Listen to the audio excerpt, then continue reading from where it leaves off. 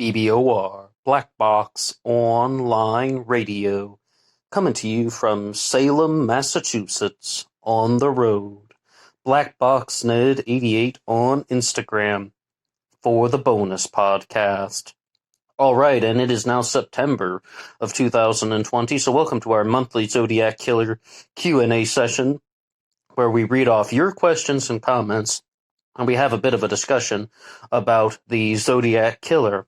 I think we should jump right into things. Our first comment comes into us from Clavis O'Turn Lux. Hope I'm pronouncing that correctly. And this was left on the Zodiac Killer suspect ratings, where we rate the suspects on likelihood out like 1 out of 10, 1 or 0 being the lowest. I used 1 as the lowest, but Clavis has said that Earl Van Best gets a 0 out of 10. These are some alternative suspect ratings, mind you. Gaikowski gets a 5 out of 10. Don Chaney, 4 out of 10. That one I was quite surprised about, that Don Chaney would get such a low rating from Clavis. I gave Chaney a 9 because of I thought the narrative was somewhat well-constructed, but this is the real reason why I wanted to talk about this one.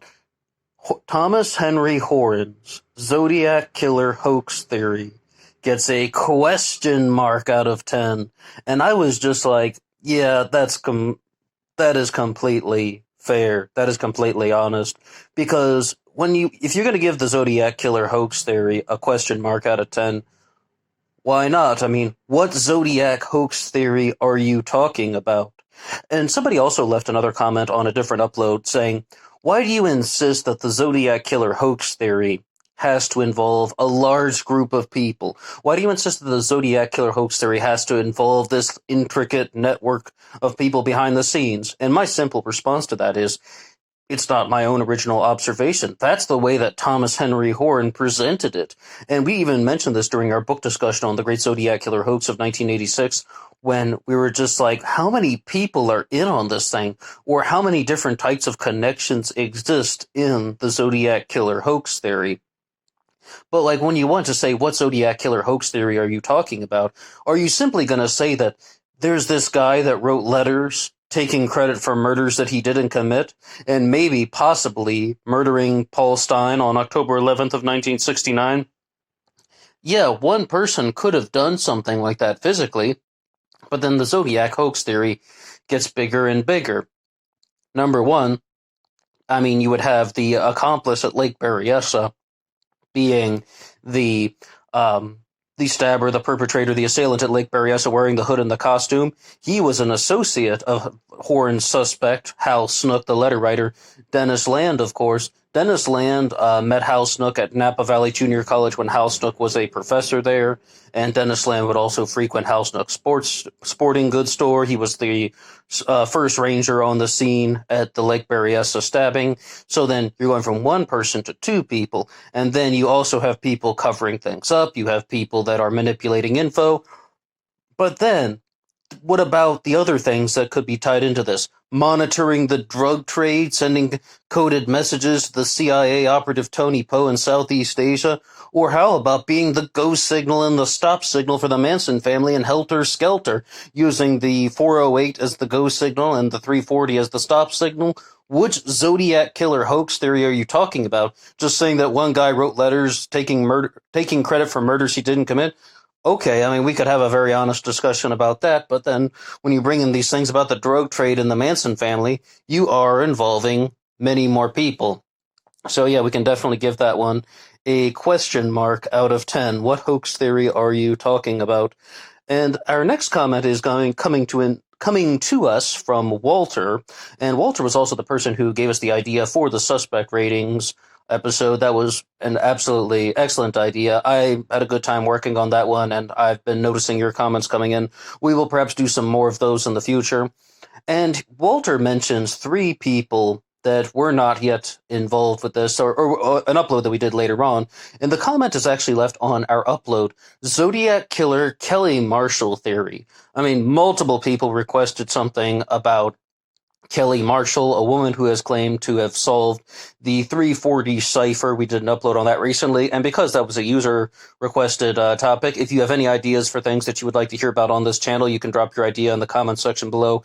Any subject is fair game: Zodiac killers, serial killers, true crime, any other subject, please. Like, what do you want to hear about? Please drop your idea in the comments sections below. And what Kelly Marshall did was that she had the Zodiac ciphers on transparent overlays, if you will, and she turned it clockwise, and she used the 340 as the key to solve the cipher or to produce a particular message. I mean, I thought it was fascinating, but let's just read Walter's comment. He's continuing onward with the suspect ratings. Zelka Vale, Zodiac suspect, gets a 1 out of 10. Xenophon Anthony, as a Zodiac killer suspect, gets a 0 out of 10. Xenophon Anthony, of course, is the suspect that Kelly Marshall is promoting and saying that she has some evidence from the ciphers that Xenophon Anthony was the Zodiac killer. But once again, Xenophon Anthony gets a 0 out of 10. Kelly Marshall's effort, 10 out of 10.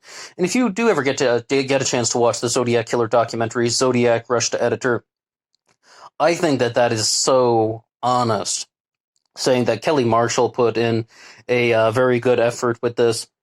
And I've noticed that a lot of people have many things to say on the Kelly Marshall upload. Some people are thinking that she did indeed either solve the cipher or go down the right pathway.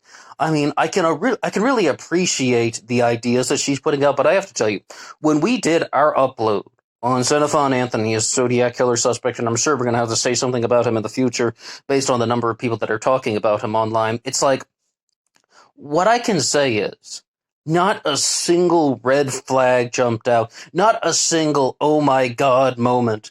Like, nothing stood out to me at all to indicate that he had any type of involvement with this other than somebody composing a narrative. But as I said, a lot of people threw in some very nice comments about Kelly Marshall as the Zodiac, Kelly Marshall's solution to the Zodiac ciphers. And the next one that we're going to go to is from DJ Devon 3. Her solution isn't even close to a real solution. I don't understand why anyone gives it any credence. You can just look at the encrypted text and start picking out words from that like a snake and like a pattern. It's just ridiculous. I mean, I think that there is a good effort that's put into it. I wouldn't go as far to say that it's 100% ridiculous, because she does have a method and she does explain all of the steps. What I think this is more saying is that he doesn't agree with the way in which she did it. But at the same time, I'm not convinced at all. I wish that there was some harder piece of evidence that she could use to tie Xenophon Anthony. I mean, some of the pieces of evidence that Kelly Marshall puts forward is just that Xenophon Anthony initials X and A, and there are lots of X's and A's together and A's and X's together. I do not really feel that that is a very convincing setup. And we also had a comment come in saying something about the Zodiac ciphers. And what that person was saying is just that the Zodiac Z408, the first cipher, has been solved to everybody's satisfaction. And that's like, it was a simple substitution cipher. It was just, just had to know where to begin. Don Hardin and his wife just decided to begin with the letter I, because this guy's so full of himself. I is probably the first letter of the cipher, and then they were able to use that as one of the ways to help solve the thing. But then the Z13, the Z32, and the Z340 have not been decoded. And the comment that came in on that note was just saying that it's highly unlikely that any of these things have any real meaning. And here is that comment. We can read that in its entirety. It's from Shaper Art. Big thank you. The ciphers are entirely bullshit. He sent the first one with a basic substitution cipher. Anyone could do with nothing more than a book, which is why it was solved so easily. And I mean, 51 years later, and people still have not completely agreed upon how to solve the other ciphers. So in that regard, the first cipher was solved easily. I do agree to that, which is why anyone could have solved it so easily. After that, he never sent another legitimate cipher. The rest were all gibberish. He sent them to get attention and misdirect the police. Mission accomplished. Now, we always have to be aware that that could be a possibility, that they are gibberish, but I do think that there's another thing to say, because when we did our upload on the Z32 cipher, we mentioned that only 3 symbols in the Z32 are repetitive, and that's like one of the biggest observations, and they're like, what was the name of that website? Was it, crimestories.com that put this out, when they were saying that without the key, you will never be able to solve it 100%. So somebody who had a basic understanding of cryptology could have implanted a very precise meaning. There could be some type of message in there, but it's not possible to obtain without the key. And this is one of the things that Kelly Marshall wanted to do. She wanted to use the transparent overlays. I kept saying transparent paper in the Kelly Marshall upload. She may have used that term, but they're transparent overlays of the ciphers, placing them on top of each other, and then trying to see if she could get some meaning that way. I think it's a very impressive idea. And also, we should say something about that, because I think we've all thought about this from time to time. If you look at the Z13 cipher, when it says my name is, it's referred to as the my name is cipher, there's a dash. It says my name is dash, and then there are the 13 symbols, and everybody thought, oh, well, then these 13 symbols must contain the Zodiac Killer's identity. And I was like, now, wait a second. I mean, I've thought about this too. Kelly Marshall used this as the foundation of her documentary, when it's like, now, wait a second, maybe if that's just a distraction and you're actually supposed to look for the dash, but I think we are going to have to move on to our next comment here, which comes to us from Soli Nina. Perhaps some type of compass with letters and numbers is used, but what type of a compass could possibly mean a combination of a compass and a type of gun scope? This, of course, is referring to the zodiac symbol. Is it a compass? Is it the sight of a gun? Is it something entirely different? Is it a cross from the Church of Satan? What is the meaning of the zodiac symbol? Whether he used a gun to kill, he may have used it to measure ranges and to see and stalk as well as attack people. That's interesting. May I suggest it perhaps, and maybe, a military-type compass and scope? Only guessing, of course, but this case bugs me. I do believe you can break the code somehow, and the size of the compass, the scope, may matter in regards to the 5 inches that you spoke of in the upload on the Z32 and the Radian theory. Best wishes, and big thank you to Soli Nina. Okay, what do you think the Zodiac Killer symbol is? Can we just talk about that for a second? I mean, she just said it could be both the sight of a gun and a compass. I think a lot of us just have the first impression that, oh, well, it's the scope of a gun. Like, if you were to look through the scope of a gun when you're shooting a rifle or something, you would probably think that there's a similarity with the Zodiac symbol in that. We did also mention one during the Xenophon Anthony uploads where they're calling it the Four Horsemen theory, the group murder theory, the multiple killers theory, some variant of that, the Thrill Kill Club even. They were calling it the Four Horsemen theory, 4 horsemen of the apocalypse. And they're saying that this Zodiac symbol, divided into 4 quadrants, each person represents a quadrant, and we also have 4 sections of the Wheel of Death that were shared in the Zodiac letters, as well as on the Halloween card that was mailed in the 1970s by rope, by knife, by gun, by fire. And other people have told me about some other things in the comments section, saying that there are additional levels to this Wheel of Death from the Tim Holt comics, such as by arrow. Big thank you to Kelly for that one. And someone also said that there is falling into water is even on the Wheel of Death as well, but the 4 that were taken were from the cover of a Tim Holt comic book. So then, you have 4 people, 4 sections of the Zodiac symbol, and then you have these 4 aspects of the Wheel of Death. I mean, that could even just be as simple as 4 people are committing 4 different murders. I like talking about the group murder theory, but one of the other possibilities that you can look at as somewhat of an alternative to the group murder theory is just that you have one person who is trying to recreate scenes from comic books, from literature, from plays like The Mikado, which is all about execution. We recently did an upload called Clues in the Mikado, and that was all. I mean, the whole thing is about just execution, and it's almost about how people need to be executed or else the town is going to lose it's going to lose its status as a city, and then it's going to be turned into a village, Gilbert and Sullivan. And you can see the Mikado online, and you'll see just that execution is mentioned enormously throughout the play. But going over here to Professor Stewart, who has left a comment on that upload, Clues in the Mikado. Arthur Lee Allen and Don Chaney as partners is a theory that is occupying more and more of my Zodiac-related thoughts. It certainly does go a long way toward explaining certain things that investigators could not reconcile. And there is a follow-up comment to this from David, who says, those involved won't reconcile their own involvement, which means that perhaps somebody could indeed be involved on the inside. What do we say about that? What do we say about Don Chaney and Arthur Lee Allen?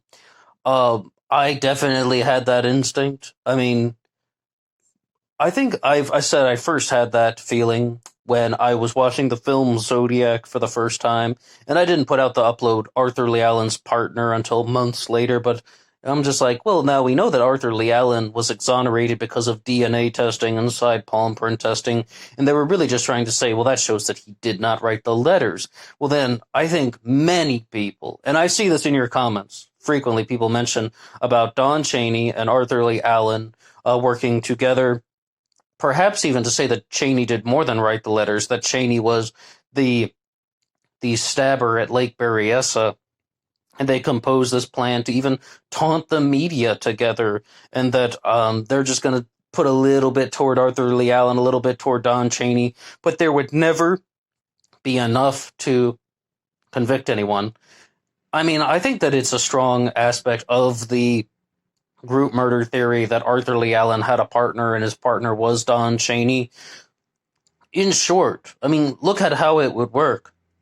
The police would never be able to pin down a single person because there would always be contradictory evidence. The Zodiac Killer hoax theory even talks about that once again. And we should be clear, in the Zodiac hoax theory, it's talking about how the murders were committed by David Walliot or maybe Russelot, but then also Donald Warren Porter or perhaps Jim Phillips Crabtree, Dennis Land, and possibly Hal Snook murdering Paul Stein. And the alternative suspect in that one is the Jordanian immigrant Hesham Syed.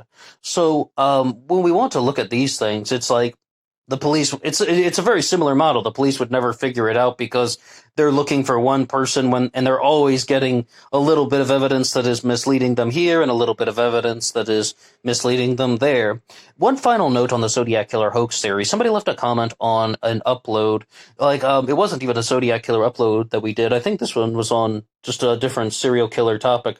And somebody asked me about Thomas Henry Horn, saying that Thomas Henry Horn claims that he was a fraud investigator, but this person sent me his LinkedIn page and said that there is no record of him doing that.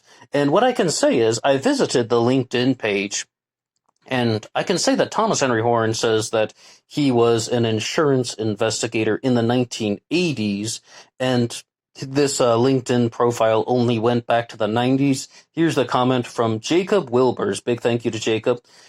Ned, I posted on another video. If you look at Thomas Horn on LinkedIn, he has nothing about being an insurance investigator. Have you seen proof of these claims?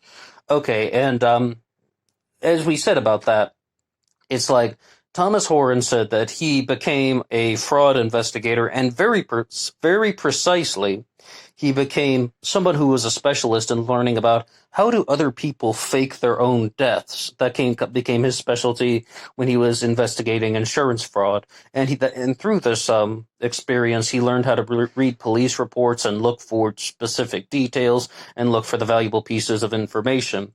And I did pull this up just because I've listened to the Stones Unturned. He says that he did that in the 1980s, and his most of the things on LinkedIn are talking about being a professor, as well as some stuff back to the 1990s. I'm just expecting that he didn't write in those things there. I don't see any contradictory information, but no, I've never seen any proof that he was an insurance investigator other than his stories. I mean, he's has several jobs working in entertainment as well. He was a music journalist for a while, and he's had many different jobs. And I mean, I certainly don't put everything I've ever done on LinkedIn. I mean, there's some things that you just do not add on to save time, but I don't see any contradictory things in his timeline. I just wanted to address that very quickly, and that was on our upload, the neuroscience of serial killers.